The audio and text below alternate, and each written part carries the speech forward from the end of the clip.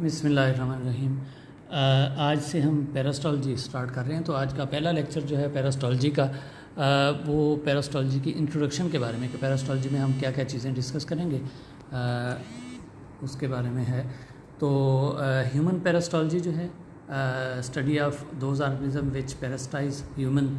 Parasite can be divided into protozoa जो कि unicellular होते हैं और मेटाजोआ जो कि मल्टीसेलुलर होते हैं। पैरासाइट्स का जो मतलब वैसे मतलब लिया जाता है पैरासाइट जो कि दूसरे के ऊपर वो अपनी डिपेंड करता है अपनी लाइफ को कंप्लीट करने के लिए, अपनी लाइफ को गुजारने के लिए, तो वो पैरासाइट्स होते हैं। तो इसलिए इस तरह बैक्टीरिया और बाकी जो हैं वायरसेस उनको भी हम पैरासाइट्स कह सकते हैं, लेकिन ये स्पेशली जो पैरासाइट्स मतलब वो जो कॉमन टर्मिनोलॉजी बोली जाती है पैरासाइट्स के लिए, हम उनकी बात कर रहे हैं। उनको हम डिवाइड कर सकते हैं यूनिसेलुलर में जो कि प्रोटोजोआ होते हैं और मल्टीसेलुलर जो कि मेटाजोआ होते हैं। तो प्रोटोजोआ को हम फर्दर डिवाइड करते हैं अमीबा की भी एक वो पूरा लेक्चर होगा, और उसके बाद फ्लैजिलेट्स जो कि फ्लैजेला जिनके साथ होते हैं और अपनी मूवमेंट जो है वो फ्लैजेला के थ्रू शो करते हैं। अब फ्लैजिलेट्स को हम आगे दो ग्रुप्स में डिवाइड कर सकते हैं। इंटेस्टिनल फ्लैजिलेट्स जो कि जीआईटी में इन्फेक्शन काज करते हैं, जिनमें जियार्डिया ट्राइकोमोनास आ जाता है, और हीमोफ्लैजिलेट्स जो ब्लड के अंदर जाके इन्फेक्शन काज करते हैं, जिसमें ट्राइपेनोसोम्स और लिशमीनिया आता है।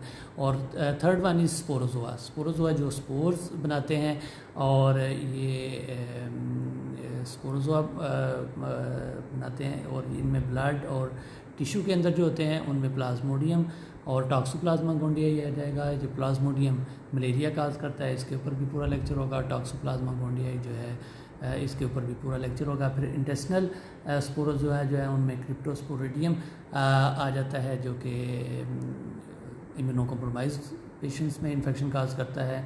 और फिर सीलिएट्स जो छोटे छोटे सीलिया के साथ प्रोटोजोआ होते हैं, उनमें ब्लांटिडियम कोलाई आ जाता है। तो ये पिक्चर आप देख सकते हैं अमीबा की, जो लेफ़्ट साइड पे है उसमें एंटीमीबा हिस्टोलिटिका जो है वो नज़र आ रहा है, और एंटीमीबा हिस्टोलिटिका जो है उसकी 3 स्टेजेस होती हैं, बाद में डिटेल में हम डिस्कस करेंगे। और जो राइट साइड पे है वो उसकी ट्रोफोसाइट फॉर्म जो है वो नज़र आ रही है। उसके बाद बाकी जो हैं फ्लैजिलेट्स, उनमें जो सबसे ऊपर है लिशमीनिया की जो है एलडी बॉडीज़ इनको कहते हैं। ये छोटी छोटी जो आपको नज़र आ रही हैं सारी एलडी बॉडीज़ आँख की तरह की होती हैं। इसका जब लेक्चर होगा लिशमीनिया के ऊपर भी एक पूरा लेक्चर होगा, तो उसमें डिटेल में मैं आपको इसको बड़ा करके दिखाऊँगा। और उसके बाद जियार्डिया एक पत्ते की तरह का होता है, 2 आँखें होती हैं, दरमियान में फ्लैजेला होते हैं। और उसके बाद ट्राइकोमोनास वेजिनैलिस ये वेजाइनल इन्फेक्शन काज करता है। स्पोरोजोआ के अंदर जो है प्लाज्मोडियम, ये आप देख सकते हैं कि आरबीसी के अंदर एक रिंग फॉर्म जो है वो उसकी सिग्नेट रिंग भी इसको कहते हैं, रिंग फॉर्म प्लाज्मोडियम की नज़र आ रही है। आरबीसी के बाकी आरबीसी में नहीं है, लेकिन ये जो सेंटर वाला आरबीसी है उसमें नज़र आ रही है। तो इसी तरह टॉक्सोप्लाज्मा गोंडियाई होते हैं, क्रिप्टोस्पोरिडियम हो सकता है, और नीमोसिस्टिक कैरिनाई हो सकता है। और सीलियोफोरा या सीलिएट्स में ब्लांटिडियम कोलाई आ जाता है। मेटाजोआ जो है उनको हम फर्दर डिवाइड करते हैं, निमाटोड्स जिनको राउंडवर्म भी कहते हैं, ट्रेमाटोड्स जिनको हम वो प्लेटफॉर्म भी कहते हैं, और सेस्टोड्स जिनको हम टेपवर्म भी कहते हैं। तो ये इनको भी हम डिटेल में डिस्कस करेंगे। निमाटोड जो है राउंडवर्म इनमें आ जाते हैं। एस्केरिस लम्ब्रिकाइड सबसे बड़ा और ज़्यादा इम्पोर्टेंट है।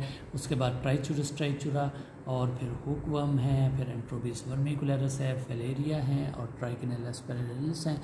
और इसके बाद सेस्टोड्स जिनको हम ट्रेमाटोड्स जिनको हम फ्लैटवर्म कहते हैं, उसमें क्लोरोनोर्किस सनेंसिस आ जाता है। और इसमें जो सबसे इम्पॉर्टेंट है वो शिस्टोसोमा है। और फिर थर्ड वन इज़ सेस्टोड को हम टेपवर्म भी कहते हैं। इनमें टीनिया सोलियम आ जाता है, टीनिया सेजिनेटा आ जाता है, और एकाइनोकोकस ग्रेनुलोसस आ जाता है। कुछ टर्मिनोलॉजीज़ बोली जाती हैं पैरास्टोलॉजी में, उनका हम तज़किरा इधर से करेंगे। सिम्बियोसिस क्या है कि कोई भी 2 ऑर्गेनिज्म इकट्ठे मिलके रहते हैं। अब इकट्ठे मिलके रहने के आगे 3 किस्में हैं। One is mutualism, second commensalism, और फिर पैरासिटिज्म। म्यूचुअलिज्म क्या है कि permanent association between two different organism, दो ऑर्गेनिज्म जो है वो इकट्ठे मिलकर रह रहे हैं और हर कोई दूसरे से फ़ायदा उठा रहा है, वो भी उससे फ़ायदा उठा रहा है और दोनों एक दूसरे से फ़ायदा उठा रहे हैं।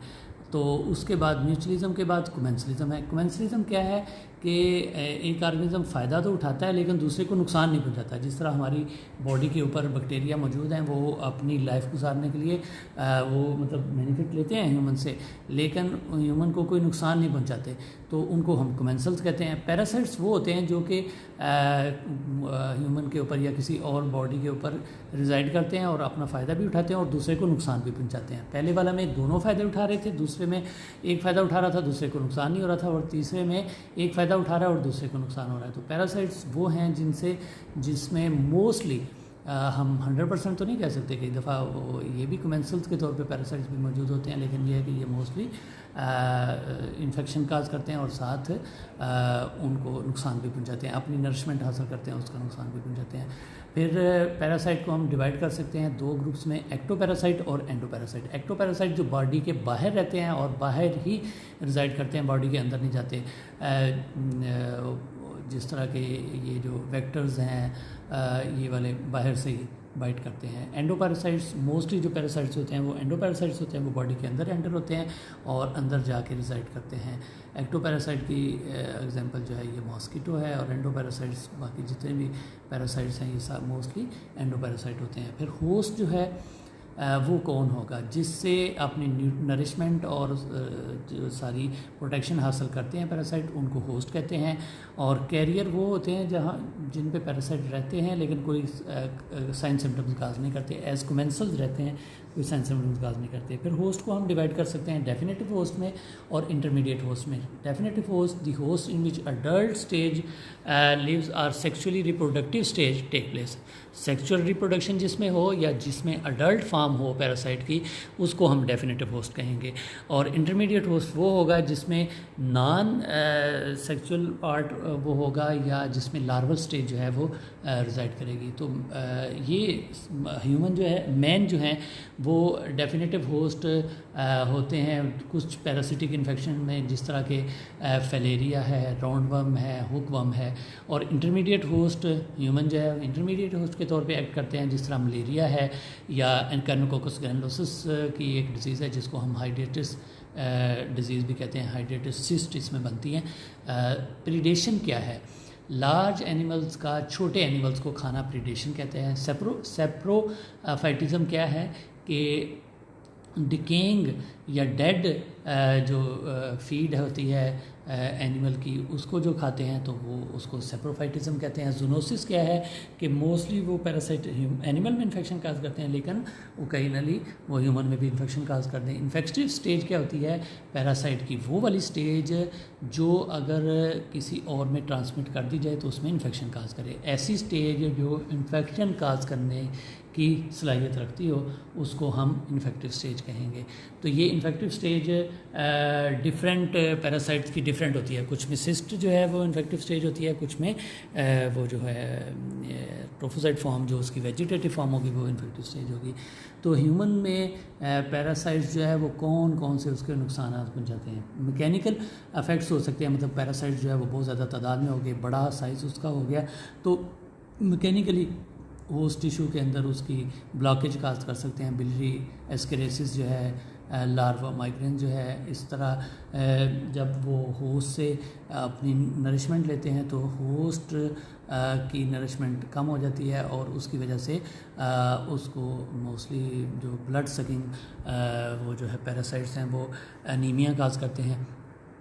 और इसी तरह टॉक्सिक इफ़ेक्ट्स हैं, मॉस्किटो के, स्पाइडर के, टिक्स के टॉक्सिक इफ़ेक्ट्स हो सकते हैं। इम्यूनोपैथोलॉजिकल लीगन हो सकते हैं, जिस तरह शिस्टोसोमा में लिवर सिरोसिस बन सकती है। हाइड्रेटेड फ्लूइड जो है वो अगर रप्चर हो जाए, इसका डिटेल में हम जब एकाइनोकोकस करेंगे तो वो बताएंगे, तो बड़े सीवियर किस्म के रिएक्शन हो सकते हैं। सोर्स ऑफ इन्फेक्शन क्या हो सकता है, पैरासाइट का इन्फेक्शन जो है ज़मीन से, मट्टी से आ सकते हैं, पानी से आ सकते हैं, हम जो खुराक लेते हैं उससे आ सकते हैं। तो ये डिफरेंट ज़राए हैं जहाँ से पैरासाइट हम ले सकते हैं। उसके अलावा ये वेक्टर जो है उनसे हम ले सकते हैं। वेक्टर जो है वो दो तरह के हो सकते हैं, एक बायोलॉजिकल वेक्टर्स होते हैं और एक मैकेनिकल वेक्टर्स होते हैं। बायोलॉजिकल वेक्टर्स क्या हैं? ऐसा वेक्टर जिसके अंदर पैरासाइट अपनी लाइफ का कुछ पार्ट गुजारता है। और मैकेनिकल वेक्टर्स क्या हैं? जिस तरह हाउस फ्लाई होती है कि वेक्टर के तौर पे तो एक्ट करता है लेकिन उसके अंदर वो पैरासाइट अपनी लाइफ नहीं गुजारता। तो बायोलॉजिकल वेक्टर्स में मॉस्किटो आ जाता है, सैंड फ्लाइज आ जाती हैं, टिक्स आ जाते हैं। मैकेनिकल वेक्टर्स में हाउस फ्लाई आ जाते हैं। ऑटो इन्फेक्शन क्या है? ऑटो इन्फेक्शन में मतलब जिसके अंदर इन्फेक्शन है वो ही अपनी फिंगर से इन्फेक्शन एक्वायर कर लें। तो ये पिन वर्म का इन्फेक्शन मोस्टली बच्चे जो होते हैं उनको ख़ारिश होती है, तो वो फिर ख़ारिश करके फिर वो अपनी उंगली मुंह में ले जाते हैं। तो इस तरह ऑटो इन्फेक्शन होती है। जिस जन्नत का परहेज़गारों से वादा किया जाता है उसकी शान ये है कि उसमें पानी की नहरें हैं जो बू नहीं करेगा, यानी बासी नहीं होगा, और दूध की नहरें हैं जिसका मज़ा कभी नहीं बदलेगा, और शराब की नहरें हैं जो पीने वालों के लिए लजीज़ होंगी, और साफ़ शफाफ शहद की नहरें हैं, और वहाँ उनके लिए हर किस्म के मेवे हैं और उनके परवरदिगार की तरफ से मग़फ़रत है। Thank you very much.